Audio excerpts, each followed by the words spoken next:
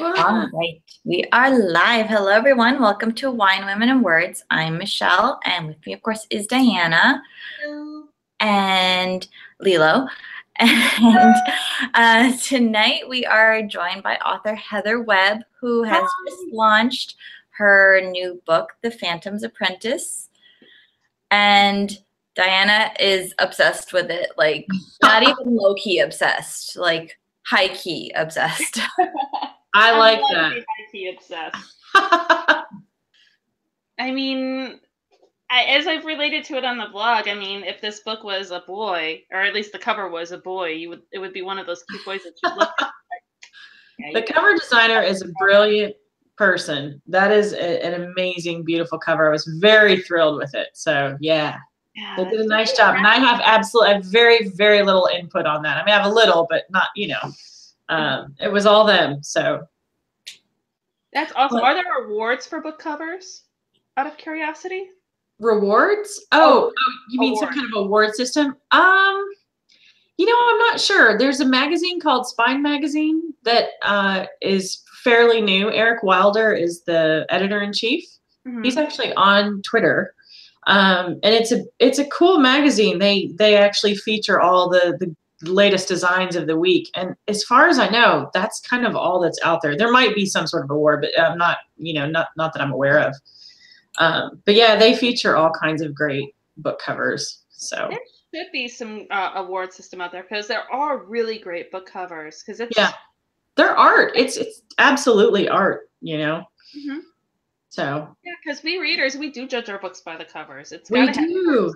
Yeah, it's and we like to pet them. I like to pet. Yes. So well, I got a text from Diana when she first started reading your book, and then she goes, so I know that we have an ebook of The Phantom's Apprentice, but I had to go out and buy a paperback. I had to get a paperback because it's just too pretty. Excellent sign. Thank you. You're welcome. Well, the problem is sometimes with NetGalley, you don't get the covers. Yeah. And I think this was one of the cases where I didn't get the cover on the ebook. So I was like, screw it, I'm going to buy the book.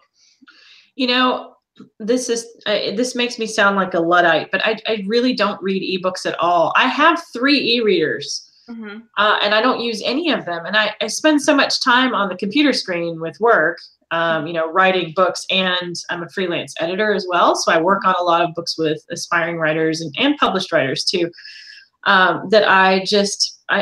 it's just a really different experience to hold the book at night. And I find that to actually be on any kind of screen reading feels like work to me. Mm-hmm. So yeah, I either do audiobooks which I love. I'm kind of addicted to those right now, or print books. So yeah. So I feel you on the no cover thing. That would bother me, like I want to hold it and see how heavy it is and flip back and, that kind of stuff. So. Yeah, if I'm given a choice for the books, I'll choose paperback whenever I have a choice when it comes to advanced copies. Yeah. But sometimes you just don't get a choice, and a book is a book. So. Yeah. Yeah. Oh, yeah. Yeah, and there's just some days you go shopping on NetGalley. Yeah, and request everything. So, ladies, what are we drinking tonight? Well, you know me, I like the high-end stuff. So I am drinking California Roots, the $5 Target wine. And I'm serious. No, we are rarely serious on this show. But this is the Pinot Grigio, and I didn't like it last week that much, but this week it's actually pretty good. It might be an indicator to the type of week that I've had. It could be. But sometimes $3 Chuck gets it done, and it doesn't really, Mm-hmm. If you need a glass of wine, you'll take what you. Sometimes you just need wine. Like, I don't care what kind it is. I just need wine. Absolutely. And what are you having, Heather? So I went the opposite end. This is a $20 bottle. I don't tend to buy a lot of $20 bottles just because if that would break the bank if that was my habit all the time. But it says it's Phantom. Ooh, that's Phantom Wine with Phantom Book, and it's actually by Bogle. Or I don't know if you're familiar with Bogle wines, but they're pretty inexpensive and accessible. But this is their sort of reserve blend, and I had it one time and thought, is this worth $20? And it absolutely is. It's a really delicious wine, and it's I don't know if you can see here. It's very dark, full-bodied, delicious, lush. So it's perfect for the book, I thought. And I love that it says Phantom, so it had to be done tonight. I went with a theme for the book too. I went with a red as well. Because I mean, I think Phantom has to have red. I'm sorry, Michelle. You're so sad. You look home. It's okay. I'll for the book of the month in August. Obviously, that will be the themed wine. Tonight was whatever is in my refrigerator. Hey, it's getting you through the day, right? Exactly. Well, mine is called Prophecy. Ooh, and look at that label. Oh, I've seen that one before, and I've been meaning to try it. It's the Cabernet. We've had the other blends. I know you've had the other blends, Michelle. I think, yeah, I've had I think their white has like a Joker on the label, I want to say. Something like that, yeah. This is the Cabernet, and it's really good. It's kind of got a spice to it. Nice little spice kick. Like a spicy wine, for sure. Excellent. So, Heather, when Diana first told me about your book, first it was kind of like a text like, hey, check out this book. It sounds really interesting. And then it became, we need to have her on the show. Should I tweet her? Would it be weird to tweet her and tell her that I want her to come on the show? And then it was, we got copies of the book. You need to read it. Oh my God, why aren't you reading this book? You need to read this book right away. And then I crossed that line shortly before everyone else because she wasn't reading the book. And I had to read it because I had to do the book review. So because Michelle wasn't reading it, everybody else who was listening, I started bothering Heather and started messaging Heather. I just got to this part of I can't believe this. That's not bothering me. That's all good. Substitute Michelle, because those are the conversations Michelle and I typically have, including fantasy casting. Oh, yeah. I'd love to hear your fantasy cast. Ooh, I feel like when you're book of the month, you will get the fantasy cast. Oh, okay. We'll hold that off till later. That will be very fun because, I mean, to be honest, I've never seen Phantom of the Opera like on Broadway or on the stage. I was introduced to Phantom thanks to, Gerard Butler, which, I mean, is not a bad way to be introduced to Phantom of the Opera. No, not bad at all. No, it's not. Yeah. But the original is not a Gerard Butler. He's actually kind of creepy. Yeah. Gerard Butler's pretty hot. He's a hot Phantom. Right? I was like, I wouldn't mind. Like, you can stalk me. That's okay. I mean, maybe slightly unhinged, but I mean, we've all been there. So I'm really excited to start reading your book so we can do the fantasy casting because I feel like your Phantom might walk the fine line between creepy and no, am I wrong? You are wrong. No, I'm just wrong. I'm sorry. For those of you who are going to pick up this book, and you should, especially by August, I kept thinking the same thing. You got to get the Phantom of the Opera as we have romanticized him out of your heads. Oh, and okay. And Heather, you pointed out there were a couple good things. It's not giving away any kind of spoilers. If you put in some great notes, and it'd be great for you to expand on that in the book about where you came up with this Phantom and all of that. So right now? Yeah. Okay. Yeah. So the original, well, first of all, the book was written sort of in the style that Dickinson wrote some of his books, which were technically little snippets of the story that were published in a serial newspaper. And that's exactly how The Phantom was written originally. So when you read the novel itself, it has a bit of an unruly feel, especially if you study craft and you study books and just we have a much more sort of homogenized way of consuming stories today than the way that they were presented then. So the point of view shifts a lot. It's actually, a lot of it is in Raoul's point of view, which is a little bit shocking. It's all third person until the epilogue, which then it's in the Persian's voice talking about the Phantom. But he's a very tragic human being, but he's pretty freaking creepy. You definitely feel sorry for him, but he's a stalker and he's creepy and he does horrible things to people. And so what Andrew Lloyd Webber did so brilliantly, which started this massive outpouring of love for this book again in the modern times, because it happened again in the 1930s. Actually, there's an original, well, not original, but there's a film in the 1930s of the Phantom. Just Google pictures of that 1930s version, and he looks like Skeletor. I mean, I've seen bits of that. And so that's actually a closer interpretation to the novel. So then you get Andrew Lloyd Webber coming in, and he understands that people want big show, they want great music, they want romance, they want that tension and excitement, and he did it brilliantly. Mm-hmm. But the problem with it is that it actually changed the scope of the story quite a bit.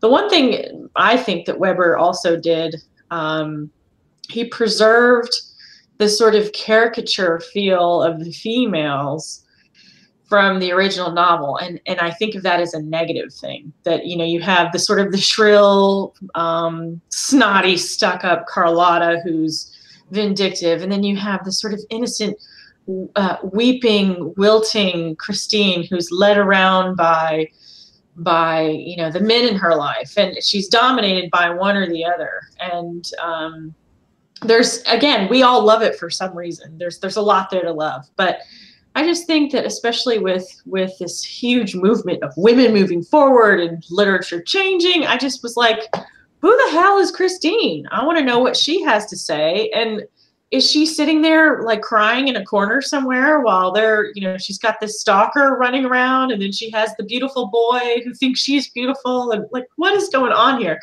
And I loved both the Webber version and the original Gaston Leroux version. So it was just something I carried with me always since I was 15. So I really wanted to kind of marry the two versions.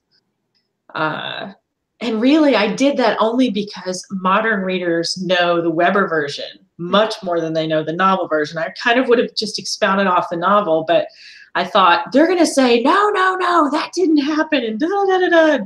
She's a brunette, and she's this and that, and that's all the stage version, and it's not the novel. So I decided that the best thing to do would be to marry the two versions together, like for a framework, and then expound on my own characters from there. So you do get an Eric that is much creepier. I mean, I think that there's some sexual tension there with him and her still, but it's with the twists that I put in, I can't say too much. It's a big plot point.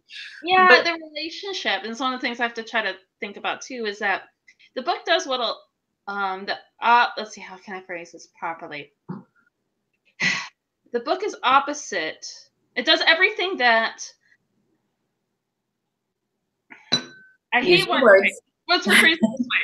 Yeah, trying to avoid the spoilers, trying to avoid other things, and trying to phrase this properly. One of the things I hate about YA is the fact that there's a distinct lack of strong females and this distinct lack of, really, in some ways, I know somebody's probably going to get angry about this, but there's a distinct lack of feminism in the books. You have this crappy, douchey guy who's always older, so you can't play. He's just a teenage boy who doesn't know any better. And the girl just falls for him no matter what he does. The whole, okay, you're going to abuse me, but it's going to be worth it because you're going to be where I find my happiness. What I really liked about this book is that it's the opposite of that.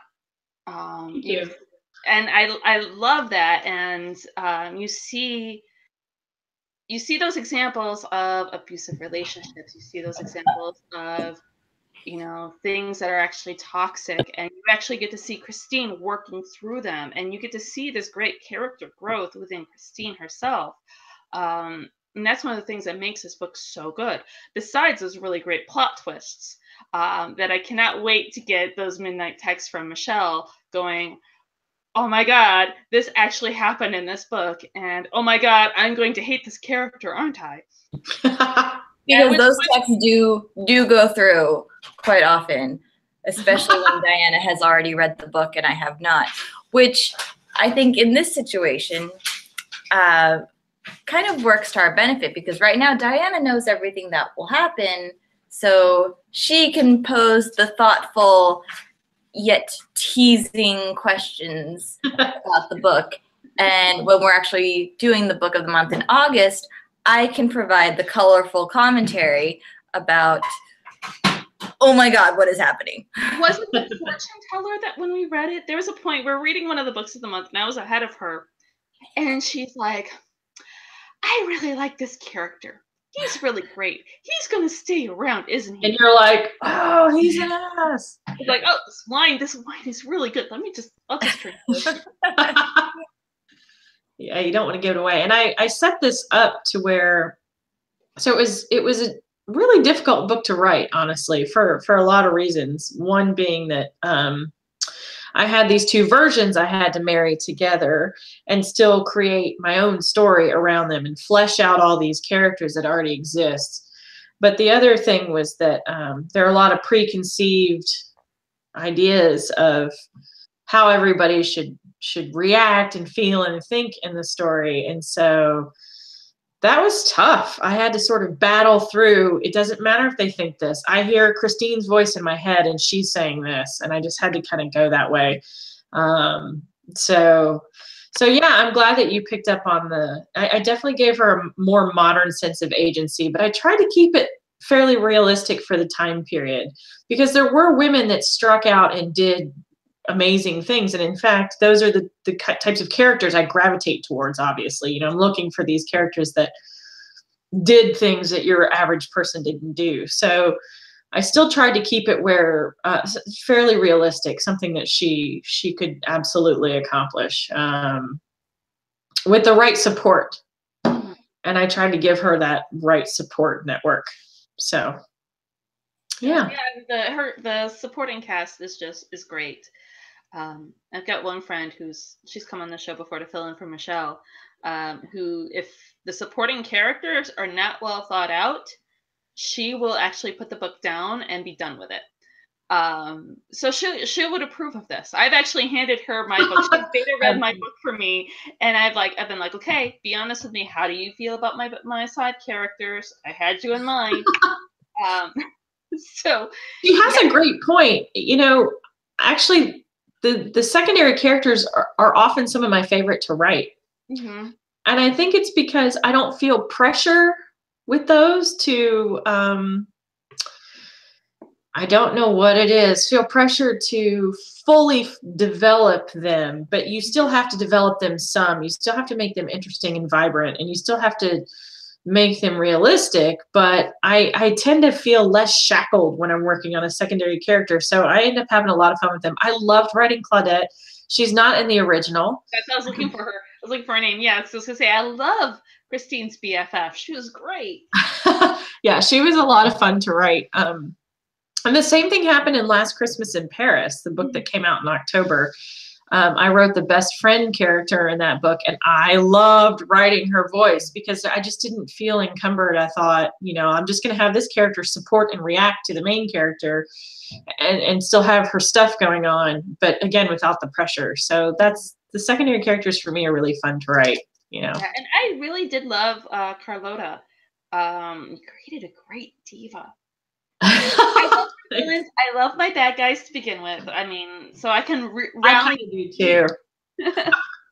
You can feel me loving. I love a good bitch. I mean, use my language, but I just do. So she was very fun to write. As much as you want on this show. We have potty mouths. The more we drink, the worse we get. That makes sense. Diana is slowly paying for my daughter's college fund. Has she been keeping a running bill for me yet? I'm sure she has somewhere. There's a jar somewhere. That crayon bill from her. She'll write up an invoice.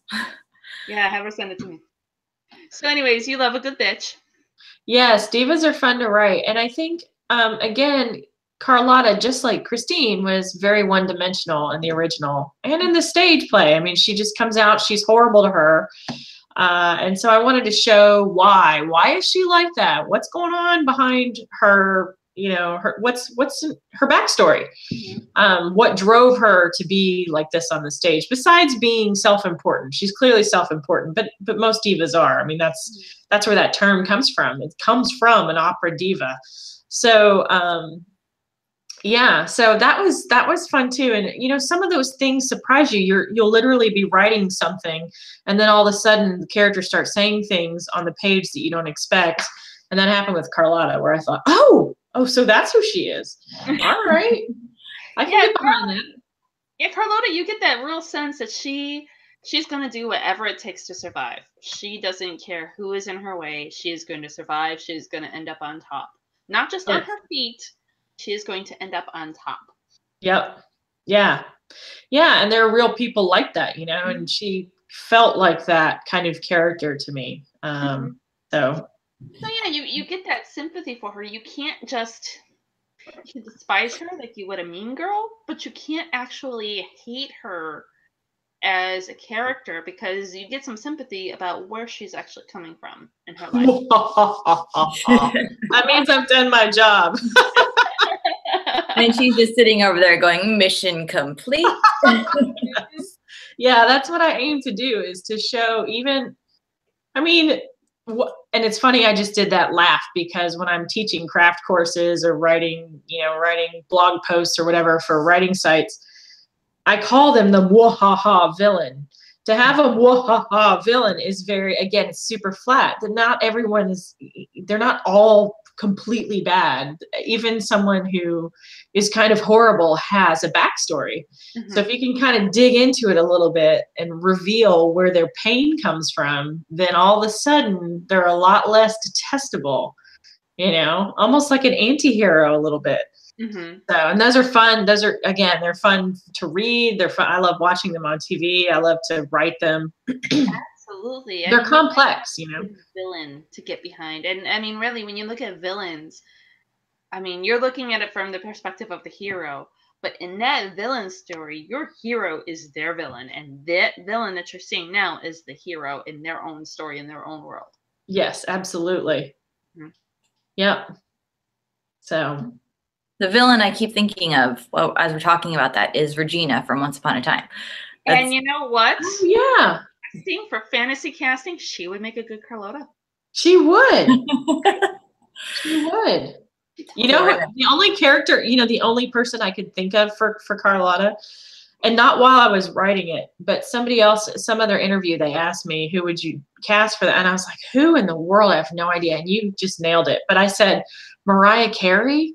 I thought, she's got the diva, supremely talented and beautiful, and such a diva. With Mariah Carey is if she was in the middle of the stage for the operetta, she'd be like, "Excuse me, somebody promised me tea." Yeah. My mic is not working. My mic is not working. Yeah. Exactly. She didn't even make it through her first performance. I watch Mozart in the Jungle. And so I love that show. So I kept thinking in season 2 there was a diva that yes was in Italy, and I was picturing her in the role too. She'd be fabulous. Yes. She was beautiful and tragic and so full of her own angst. Just they played that so beautifully, I thought. Just that humor, that tongue-in-cheek over this self-important drama of musicians. It was really cool. Yeah, you're right. Yeah. You see, guys? Now for August, this is just a prequel of what's going to end up happening for the end of August when we do a full-on fantasy cast. And the last episode of August, by the way, is going to be full of spoilers. So we're just going to be openly talking freely about the book. So we don't have to worry about any of this. Okay, cool. Yeah, you have 6 months to read the book, or you can wait until August and read the book with us. But at the end of the month, it's no holds barred. Mm-hmm. But the fantasy casting happens all month. Like, we have debates. We have full-fledged, like, candidates and debates on who would be good. So we take our fantasy casting very seriously. I'm up for that. Let's do it. But you mentioned something really quick about the backstory, and I almost feel like when you're taking characters that people already know, the backstory is the most fun to write because you get to decide how they got to the point where people already know them, and you can kind of shape them in a way that they hadn't been shaped before, if that makes sense. Yeah, no, it does. You know, it was good and bad. It was bad because I felt like I had to end up at this place where the reader recognizes who these characters are, the famous characters. Mm-hmm. So, and I honestly, as much as I love the musical, when from an author's point of view, really examining those characters, I realized I don't like any of them. So what do? I have to make all of them somehow be sympathetic and build in something interesting about them that got them to this point. And so that part was fun. You're right. It took a lot of invention. And I have to tell you, this was one of the most difficult and painful things I've written. And I'm working on book 5 right now. And this, so by far and away, has been the most difficult. And I think it's because I was balancing so much and then bringing in, like you said, creating that backstory to create both a recognizable and a new, at the same time, character for the reader. So lots and lots and lots of angst. You could ask my writing partners. They would sort of browbeat me and be like, move along, let's go, get your words in, keep going. So, but I made it and I learned a lot and I love it. I love what I've made, whether, however it's received or not. You kind of have to come to that point, I think. If you're a writer, you just have to love it yourself and put it out and be done with it. So. Well, I think it's going to be received quite well. I mean, obviously I gave good reviews on it and obviously we're going to like it. But I think everybody, since we've come up almost to our full hour, but everybody else, pick up the book now. It's available now. So go ahead and buy it. And actually it was available on Amazon before your publishing date. Yeah, just in one of the formats. We had sort of a soft release so that the print would go out just a couple of weeks before the actual release date, but not for the electronic version. Yeah. That's how I got this one, was through the print. I was like, oh, I could get it before it releases. Yeah. A little experiment, but yeah. It totally worked. So, or at least I think it worked. Well, thank you very much. So guys, pick it up now. Go ahead and start reading it. It is a great book. You will not be disappointed. And thank you, Heather, so much for coming on. Thank you for having me, girls, ladies, women, strong women. Thank you. August is going to be a lot of fun. I'm excited about. Yeah, I hope you enjoy it, Michelle. Oh, I'm sure I will. I have no doubt. I know Michelle's taste quite well. It's right up Michelle's alley. It screams Michelle. So I should have put her in the acknowledgments. You should, yeah. I mean, it would have been nice, but for the next book. Next time. Just put capital letters, Michelle Davis, and just capital letters so that this way you're one L. Michelle with one L. Yeah. Your parents are too poor to buy 2 L's, right? The cut had to be made, and it was either the E or the L, and they went with the L. Good choice. Well, thank you so much, Heather. Thank you, ladies. And I'll see you in August. Yes. You're going to come back in August, and we'll have the time right and everything. Bye. Good night. Bye. Okay. All right. Now we're shifting gears. Shifting gears to our book of the month. And we're going to go a little over the hour, guys, so hope you all don't mind. So wouldn't it be something? Yes, and my copy seems to have grown legs and walked away because I could have sworn it was on the table, and it is not. So I'm glad you have yours. This is a book, guys. Feel free to pick this one up too if you haven't gotten it already. It's another lovely book. Wouldn't It Be Lovely by Dennis Depcik. Okay. And I'm my Italian, so I'm mispronouncing English words all of a sudden. Well, and I know you're not too far into it just because it's been a crazy week for you. Yeah. So where are you? Because I read most of it already earlier in the summer, but I haven't finished it yet. Chapter 2. So the thing that when you start reading this book, it starts out kind of like, I mean, it's a very informal book. It's almost like just a conversation between Dennis, who wrote kind of the first couple of chapters, setting the stage, and then it goes into the letters. But what I love, once you get to the letters and you start reading Maggie's letters to him, like first she starts off and she's 17 years old and she's, trying to figure out what she wants to do. And you have to remember this is, during the Vietnam War. So it's, she's not like the women of today that are like, oh, I'm going to go out, I'm going to get a job, I'm going to go to college. She has the mindset of the 60s, 70s, 60s. Yeah. Oh my gosh. Mind blank. A section. Actually, I found the section here that you're talking about. I haven't decided if I should go into a career or get married. Should I go out and earn a man's salary or stay at home and take it away from him? I've heard of the gal who refused the man's marriage proposal and they both lived happily ever after. Actually, I think I have more of a maternal instinct and should just find a job till the right jackpot comes along. I'm like, already in that little section, you just love her. And it's, this is one of those things. Okay, so guys, here's my current dilemma. Before we started the show, and one of the reasons why I was glad to have the interruption from Heather going, isn't it time for us to start? Doing historical fiction writing, you have to not only get the historical facts right, you have to get the language right. You have to know what people were saying in your time period.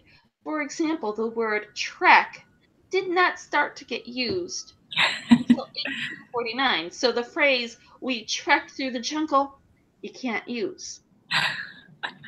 Then you go and you research synonyms for said word trek. Apparently, hike did not get started until 1850, I think it is. So definitely after the time period that I'm reading, because I need something during the 1830s. And 1849 is a little late for my book. So, yeah, I was researching that. So you got to get that language right. And what I love about these letters, even though I haven't gotten as far into them as I should, is that you get the language. You get a feel for how they speak in 1965. So if you're writing a novel that is set in 1965, you get an idea for how they speak. Because they're not going to use words and catchphrases the same way where we use them. They're not going to be like, oh, awesome. The word dude will not be in anybody's vocabulary in 1965. Possibly a surfer on the beach in California. But for somebody, a nice couple in Chicago, not going to be in their vocabulary. So it's a really good resource. It is, and that's one of the things that I loved so much about this book when I first started reading it, was like it's like a time machine. Like these aren't, and I think I said this last week, but it's not a historical fiction writer trying to channel what a 17-year-old girl would write in a letter in 1965. This is an actual girl, a teenager, writing a letter in 1965, and it talks about, and you'll get, as you get further along, they'll start talking about not like with each other, but just a very abstract conversation about what she feels, you know, a sexual relationship should be between a man and a woman. And it's just so interesting to read. It's like being nosy without being nosy, which works out for me because I'm very nosy. It is. It is.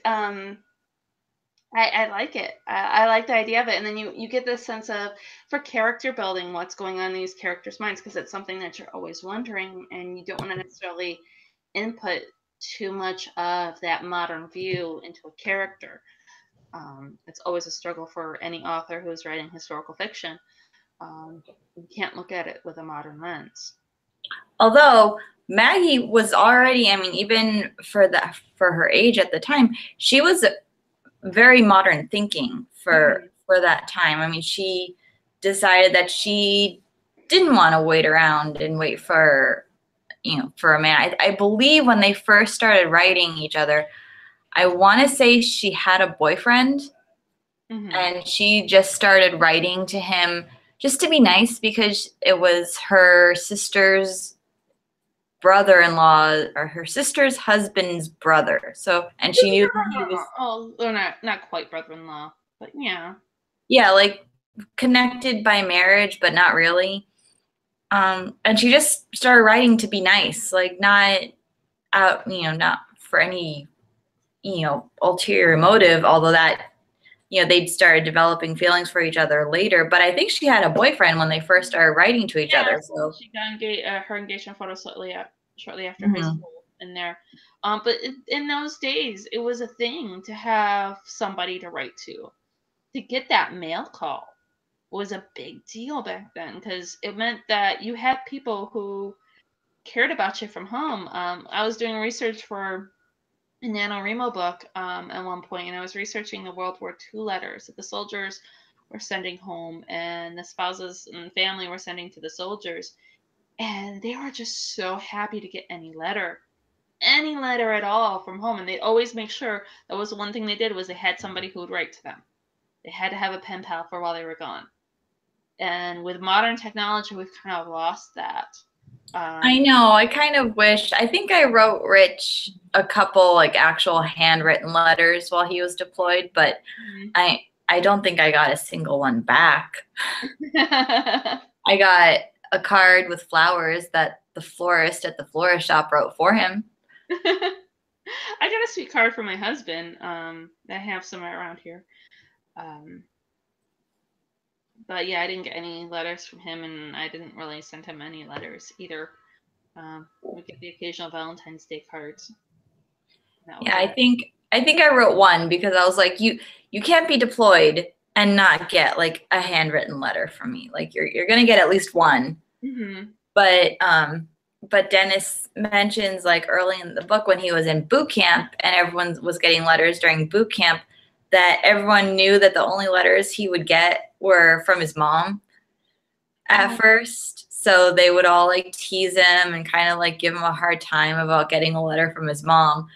So when Maggie's first letter arrived, he was just like, oh, it's a girl. And like, he didn't mention that she was like kind of, you know, like his not sister-in-law, and that she was just like some little, you know, kid that he knew somehow. So he was stoked to have a girl writing him. But he's just so sweet. I'm so excited for him to be on the show because you just can't help but love him when you talk to him. Yay! I'm looking forward to that. And I'm looking forward to me reading more of the book. Yeah, because unfortunately, I'm coming up into these crunch weeks. You know, getting over. So I got over having a sinus infection, right? Yesterday, I started coming down with a cold, and I've been fighting a cold all day because my husband, he's a giver. He just wants to share. That's sweet. Oh, apparently. So guys, get this. You guys are gonna laugh about this one. So, as you all know, he works nights. He comes home in the morning. In my sleep, I was like, oh, honey, are you feeling better? And he was like, no. I was like, oh, come cuddle with me. I'll make you better. Come cuddle. Just cuddle. Regular cuddle. I know where your mind's going. Cuddle is a euphemism for. It's not. I do not remember this happening, and I curled up with him, and I got all of his cold germs all over me. And now I'm fighting this cold, and I'm like, I got your cold, you asshole. And he was like, well, you wanted to cuddle. I was like, no, I The didn't. sweet moment is over. Yeah, and he was like, this is what happened. I'm like, son of a bitch. In my subconscious, I'm like this nice, loving wife. Now I'm not so sure how I feel about this. And I actually told him today, I was like, do not be surprised if you wake up with me pinning you down, breathing on you, getting my germs on you. Take it back. Take it back. Yeah, so it's mine is yours, babe. I'm just saying. Because, I mean, after 13 years of marriage, you got to do something to keep the spark alive, right? And sharing cold germs is totally, I actually read that in Cosmo, that it's one of the ways to keep the fire burning. That is fantastic. See, I'm always on the cutting edge. You're ahead of the trend, and you didn't even know there was a trend. I make the trends. Come on. Well, the funny thing is, my yeah, I forgot where I was going to go with that. But it was funny. Yeah, I don't know. It's the wine. I've been drinking more wine tonight than I can't say normally do, because I haven't finished the bottle yet. More wine than I was planning on, because I'm figuring wine is just going to be like a cleanser. You know, it cleanses all the germs because of the alcohol. I've done that. Yeah, I'm just going to get rid of all the germs here. That's whatever works, because you need to be healthy in 3 weeks. Yes, 3 weeks. Actually, 2 weeks. Because I've got the genre writing conference at the end. Oh, that's right. If you guys are in the Los Angeles area, you need to go ahead and sign up for that. It's going to be the end of February. I will be there on Saturday. I'm going to be moderating the panel for the keynote speaking address. That was a weird smile. I'm more excited for you than I looked in that one smile. Okay, go ahead. Again, people on YouTube. There you go. And for those of you listening, you even got a bit of a sound with that too. So you can imagine her smile. So yeah, I'm going to be doing the keynote moderating for that. So Deborah Pratt, who was on the show last month, and Christina Segala, I think I'm pronouncing that right, who's going to be coming on the show next month. It will be on that panel. And then I'm also going to be on a panel about research and historical fiction. And I can bitch about the fact that the word Trek was not used during my time period of my book. As you're doing all this, you're like, and we're going to talk about that at the panel. Exactly. And then March 3rd is Boca de Oro, which has been taking up the vast majority of my time because I've been doing a bunch of social media marketing. I will be posting a link to the event on our page. So for those of you who are in the SoCal area, you could come down. You can see a lot of authors who have been on the show and some authors who are coming on the show.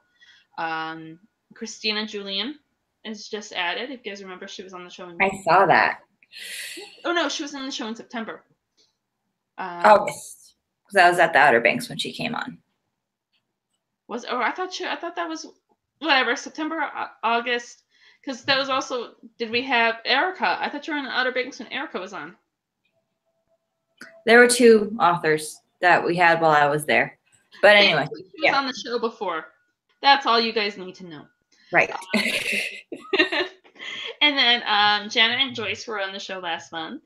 And their book is our book of the month in November. Jennifer Lamb, her book is our book of the month for the month of March. She'll be there, so you guys can come on March 3rd, get your book, and you can get it signed by Jennifer while you're there too, and have it in time to read along with us for the month of March. Can I send you money and have her sign a copy and just send it to me? Do you want me? I've got your copy of the book. Do you want me to just hold on to it until the festival and have her sign it? Yeah. Yeah? Okay. That'd be so cool. Yeah, because I haven't sent it out. Yeah, I was planning on sending it out before March, but I can send it out to you that first week. Ooh, that'd be so fun. Okay. Yeah, all right. I'll hold on to your copy and have her sign your copy. These events are basically Wine Women and Words events with different names. Pretty much. pretty much, even though I'm hosting this one through Creating Her Story, the women's voices, it's still kind of Wine Awards because we all just kind of blend together. It's really just one big old melting pot.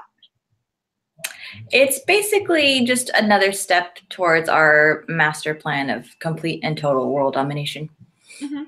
Pretty much. So I think we are at our hour. As you guys noticed, we did start a little early. That's okay. If you guys are just checking in with us now, we're going to have the link posted so you can watch it all from the very beginning.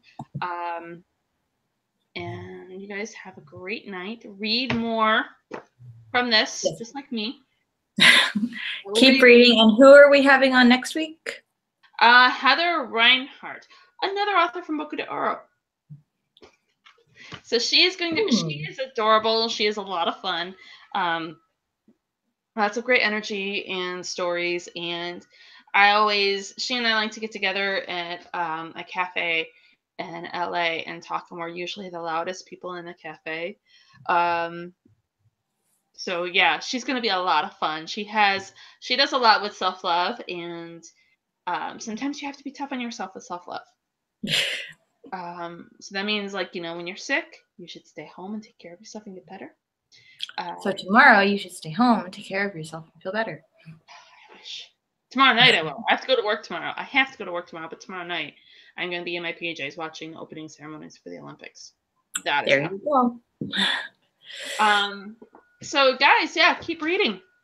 Yes, and we'll see you all next week. Yes, good night. Bye.